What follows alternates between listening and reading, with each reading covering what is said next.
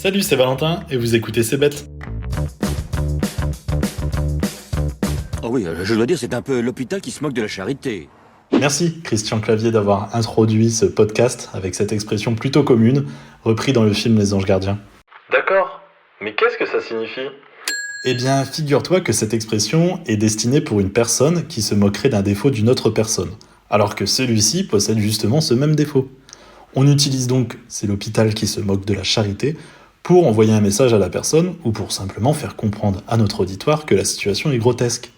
On désigne le plus souvent une personne, mais on peut aussi pointer du doigt un gouvernement, un groupe ou encore une entreprise par exemple.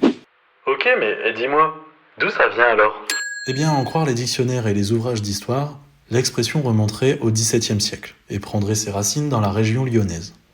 Cependant, avant de continuer, je tiens à préciser qu'à partir du XIIe siècle, un hôpital indiquait un endroit religieux où tout simplement étaient accueillies les personnes dans le besoin. On faisait donc ce que l'on appelait la charité, c'est-à-dire que, enduit de générosité et par amour de son prochain, on venait en aide aux nécessiteux dans les hôpitaux. Le mot hôpital prend un autre sens à partir du XVIIe siècle et désigne également les établissements médicaux, qu'ils soient religieux ou non. Et il faut savoir que ces hôpitaux étaient gérés par des donneurs d'ordre, nul autrement nommés les frères, les pères ou les sœurs de la charité. Ainsi, hôpital et charité désignaient le même établissement.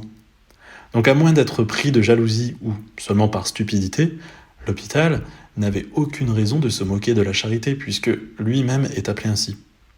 Voilà pourquoi on dit « c'est l'hôpital qui se moque de la charité ».